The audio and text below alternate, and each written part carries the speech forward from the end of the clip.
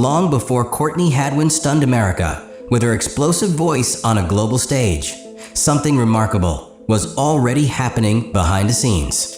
This wasn't some overnight success story. In fact, her journey began years earlier, tucked away in the quiet corners of a small village in northeast England, where a little girl with oversized dreams was already turning heads. Born in Hartlepool, England, Courtney was raised in the nearby village of Heselden. It was there at just 5 years old that her obsession with music became impossible to ignore. Her father, Paul Hadwin, recalls moments when she would sing around the house non-stop, mimicking legendary performers with a rawness that felt far too advanced for her age. By the time she was in school, teachers and neighbors were already taking notice. But Courtney didn't just dream, she acted. She entered her first singing contest, Teen Star, in 2015, belting out Bob Dylan's "Make You Feel My Love." She didn't win, but what happened next surprised everyone. Videos of her performances, especially her haunting rendition of "Say Something," began circulating, gaining attention beyond her hometown. People were mesmerized by this young girl who sang with the soul of someone decades older.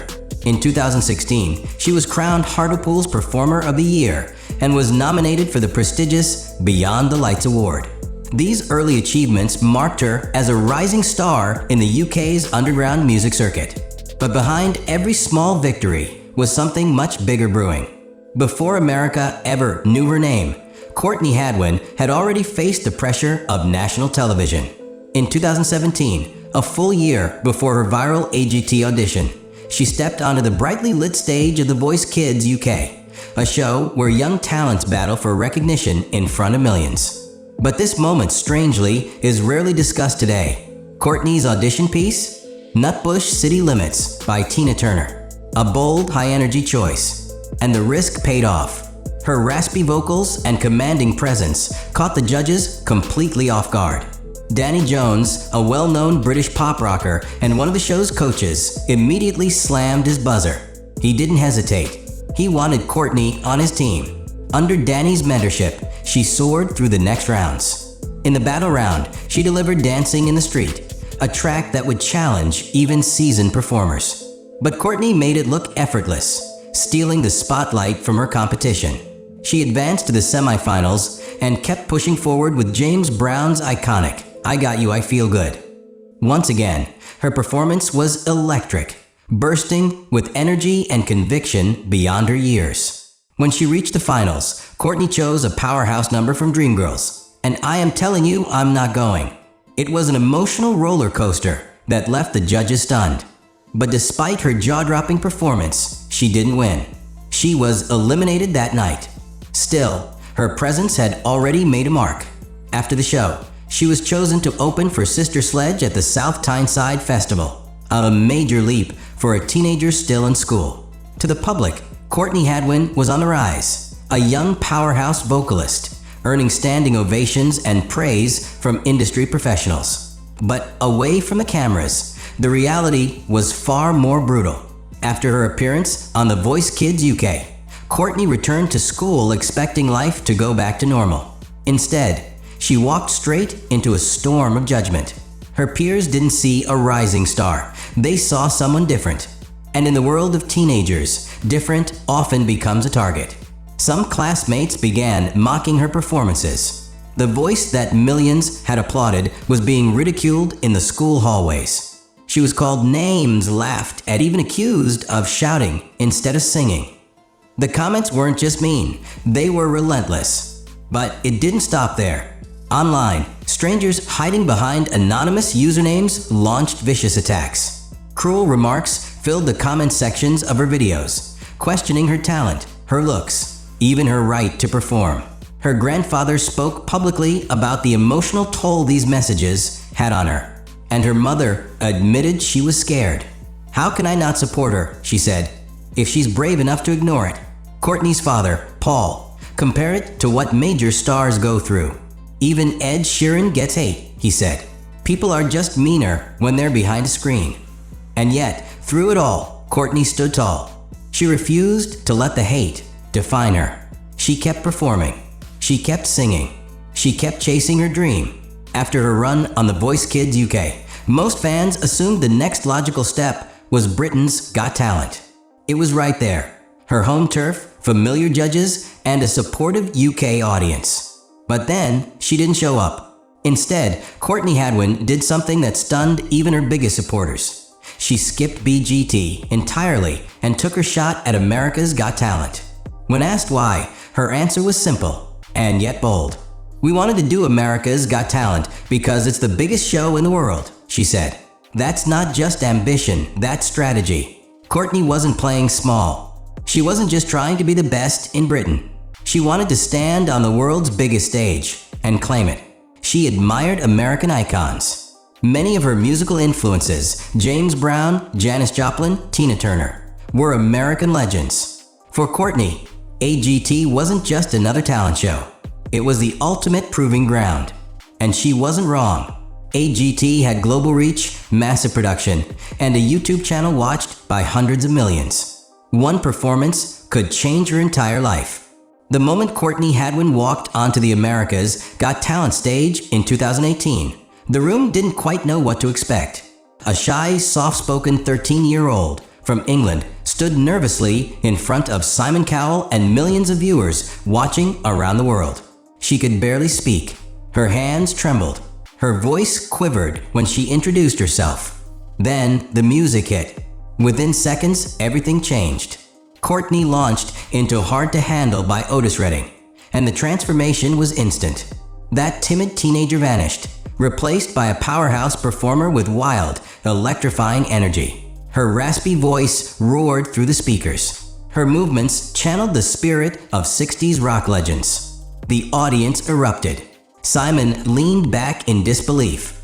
Melby looked shocked, but it was Howie Mandel who made the defining move. He slammed the golden buzzer, showering the stage in glitter and sealing Courtney's place in the live shows. It was more than just a standing ovation. It was a cultural moment. The video of her audition exploded online. Within 5 months, it had racked up over 50 million views. And by the time the quarterfinals aired, that number had soared to 200 million. Suddenly, the whole world was asking, who is this girl? And where did she come from? As Courtney Hadwin's audition went viral and headlines praised her raw talent, a wave of doubt quietly crept in. Comments started appearing on forums, Twitter threads, and YouTube videos. Wait, hadn't she already been on a talent show before? And if she had that much experience, was the shy girl persona just an act? It wasn't long before clips from The Voice Kids UK resurfaced. Courtney dancing confidently, smiling on stage, performing like a seasoned pro. Critics pointed to these as evidence that her bashfulness on AGT was just for show, that it was part of a carefully crafted performance. But those who truly knew Courtney, her family, friends, and teachers, pushed back hard. Her grandfather insisted she had always been shy growing up. Her mom admitted Courtney struggled to express herself socially. And her teachers remembered a quiet girl who came alive only when the music started. Courtney herself even addressed it, reminding people that being quiet off stage didn't make her inauthentic. It just made her real. She talked about how she still loved things like playing on bouncy castles and being goofy with her siblings. At heart, she was still just a kid trying to navigate a world that suddenly knew her name. The truth? Courtney's transformation on stage wasn't an act. It was an escape, a place where nerves didn't matter, where she could be someone else, someone fearless. Courtney Hadwin didn't win America's Got Talent, but it didn't matter, because what came next proved she was more than just a contestant.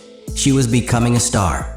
Just weeks after the AGT finale, Courtney received an invitation most young performers only dream of, a spot in the official America's Got Talent Live show in Las Vegas. And not just any slot. She would perform alongside the actual winner, magician Shin Lim, in a special 5-show event at the Paris Hotel and Casino. For a 14-year-old girl from a small village in England, this was surreal. And yet, she owned the stage like it was built for her. But Courtney wasn't done. In early 2019, she returned to American television for a new challenge, America's Got Talent, The Champions. It was a spin-off that brought together the best acts from around the world. This time, Courtney didn't sing a classic. She shocked everyone with something brand new. An original song. Her own creation. Pretty Little Thing wasn't just a performance. It was a statement. A declaration that Courtney Hadwin wasn't just a cover artist. She was stepping into the arena as a true songwriter and recording artist. The judges were stunned. Fans erupted. And critics, who had once questioned her authenticity, were now seeing something they couldn't deny. Courtney wasn't here to replicate the past. She was here to rewrite her future. After making waves on two of the biggest stages in the world, Courtney Hadwin did something most young stars wouldn't dare. She walked away from the spotlight, from the formula, and from the expectations. While fans waited for a big record label debut or a flashy album tour, Courtney took a different route. In October 2019, she quietly released her first EP titled The Cover Sessions. No major marketing campaign, no big budget promotion, just her voice, and 4 powerful tracks that showcased a side of her the world hadn't fully seen.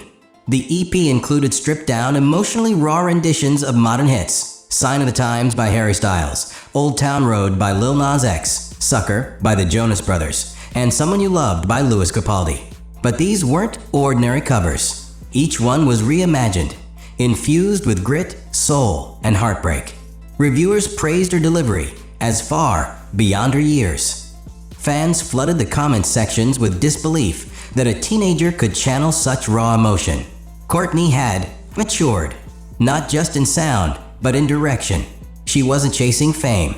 She was chasing freedom, the kind that lets an artist create without compromise. No vocal gimmicks, no flashy production, just a girl, a microphone, and the courage to do it her way.